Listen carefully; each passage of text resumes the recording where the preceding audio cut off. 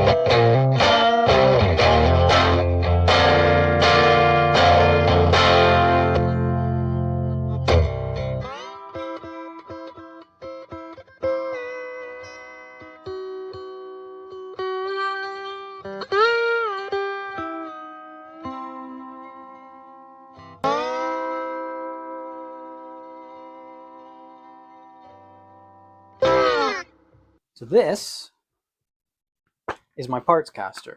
I affectionately call it the Pineline. This is an MJT thin line. I don't know what they're actually called, but it's a thin line MJT guitar made out of pine, Warmoth neck, maple ebony fingerboard, and a more Gibson style 1 11/16 nut width, 10 to 16 standard radius, because the upcharge to have the radius changed is a bit ridiculous, if I'm being honest. Electronics, I have, this is a TV Jones high-low-tron pickup. In the bridge, I have a Q pickups Keith Telecaster style, broadcaster style pickup.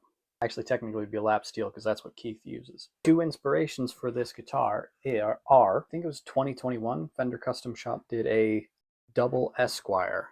The other inspiration, and this goes mostly to the pick guard, but also the color a bit, is Reissue Novo Maris Tele burst. It's white with the black around the outside, but the thing that caught my eye on that guitar is the way the pick guard is chopped right at this edge. I thought it looked really cool, and it reminded me of a Cabronita style chop pickup, and I thought, why isn't there a Cabronita style pick guard for a thin line? A left-handed Tele pickup, which is what I have here. This is brilliant. More guitars should have a left-handed Tele bridge pickup, especially the people who are making T-style guitars. Do this, you'll set yourself apart. It sounds crazy good.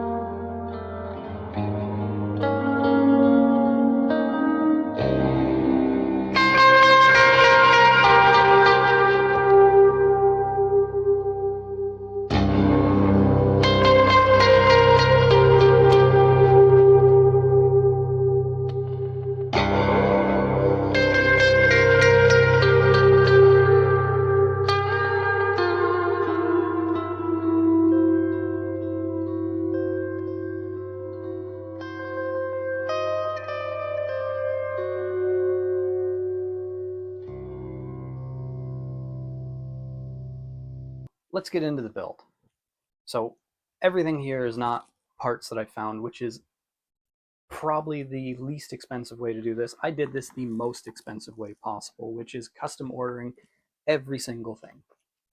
Well, this was used, so not that. I first contacted MJT sort of on a whim, thinking, hey, can you do a Pine thin line Telecaster?